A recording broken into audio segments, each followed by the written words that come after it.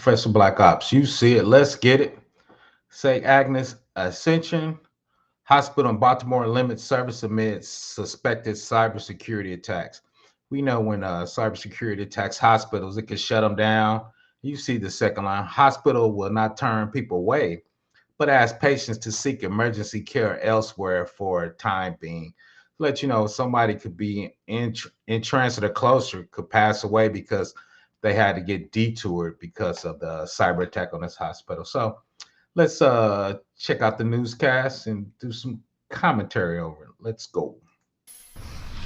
75% of the visits to the emergency department at St. Agnes are walk-ins. St. Agnes Hospital officials are asking people who need to visit an emergency department to choose another hospital. They are having difficulty with their technology systems due to the suspected cyber attack Wednesday. So shout out to all the people trying to get into cybersecurity. Obviously, it's needed, but once again, especially the smaller to mid-sized hospitals aren't funded. I think a lot of the top cyber guys don't even look at going to hospitals, even the bigger ones, right? They want to go to consulting companies, startups, Silicon Valley. So I think hospitals are definitely hurting in the cybersecurity game. And so the hospital requested that to the extent possible, we divert EMS traffic away from them to other nearby hospitals. Ascension issued a statement writing, "At this time, we continue to investigate the situation. We responded immediately, initiated our investigation, and activated our remediation efforts. Access to some systems have been interrupted as this process continues." Dr. Ted Delbridge is executive director of the Maryland Institute for Emergency Medical Services. They're not using a proper term. They should be talking about incident response, mitigation, vulnerability, just setting up. They should have been having incident response exercises, so they should already know what to do. It seemed like there's some things lacking, but maybe they don't want the public to know what's going on at this particular time, why they investigated.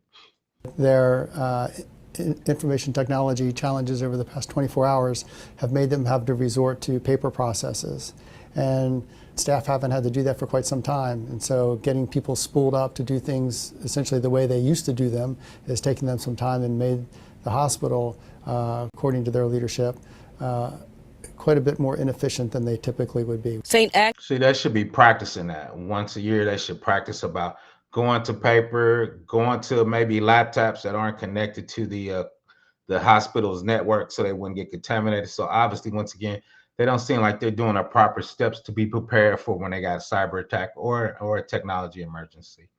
Agnes says it will not turn any patient away. If I had knowledge of their challenges right now and I had a choice to go someplace else, I would choose to go someplace else. If I had a compelling reason to go to St. Agnes because I'm seeking follow-up to care that I've had there before, or because I have a relationship with the medical staff there, or it's a true emergency and it is the absolutely positively closest place, I would go there in a heartbeat. Lisa Robinson, WBAL TV 11 News. So once again, short article. So let's dig into some other issues going on with that. So let's look at CISA. All right, that's the government agency that talks about critical infrastructure, and a hospital is critical infrastructure. So you see it right there. Let me make sure I'm showing it right. Yeah, the emblem. Cybersecurity and Infrastructure Security Agency, CISA. They show you there's 16 critical infrastructure sectors. And right down there is healthcare and public health sector. All right. So if you shut down a country's whole hospital sector, that could have a big impact on the country's and the nation's cyber issues and healthcare issues, right? If you shut down all the hospitals and all the technology now, because most time you go in a hospital, you're checking in with tech, all the radiology, all the testing, all the things you're going for hospitals really drove by technology now. So if you shut down a nation's healthcare system, those, once again, that's vital, one of the vital 16 critical infrastructure. So let's peek at that healthcare system and healthcare and public real quick. And I'll put those links in the description. So it talks about healthcare. Healthcare and public sector is highly dependent on the following sectors. There's information technology and transportation. So then too is they got working groups. The sad part is that's from 2015. So obviously CISA is not keeping up with their documentation, right? But once again, they're in charge of those 16 critical infrastructures and healthcare and the healthcare sectors of the other one. Most people know I do NIST. So when I do hospital or HIPAA type work, I'm a NIST guy. So let's look at the NIST documentation at a quick high level right there. Make sure. So NIST special publication 866R2, implementing the Health Insurance Portability Act, HIPAA. So once again, NIST is a National Institute of Standards and Technology. We're just going to look at a high level look at their cool thing about this, though, I was surprised is they just updated this. Unlike CISA, they just updated theirs February 2024, which I was pleasantly surprised.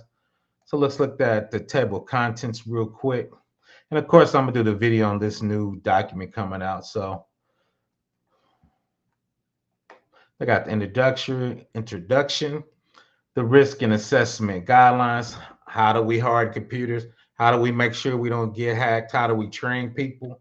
How do we do risk assessments and risk management guidance on that, HIPAA and management requirements, EPHI's protected health information, selecting additional security controls, considering when implementing the HIPAA security. So these are the HIPAA security families. Security management process, assigns security responsibility, workforce security, information access management, security awareness training, security incident procedures, contingency planning, evaluation, business associate contracts, physical safeguards, technical safeguards, organizational requirements, to their references, risk assessment tables, security rules, standards, and implementation specific crosswalk, HIPAA security rules and enforcement. So once again, this has a more robust thing than I guess CISA trying to keep up to date. But once again, hospitals are underfunded and they're not getting the proper funding and I think the talent is not going to the hospital. So once again, Professor Black Ops, please subscribe. Just hitting you with something short video. Most people know I do NIST, and we're going to do a video on this. NIST special publication 866, revision 2, implementing the Health Insurance Portability Act, aka HIPAA security rules. How should we be out there helping small hospitals and medium hospitals block hackers and make them more safe and secure, so the population can actually get services and support. So once again, Professor Black Ops.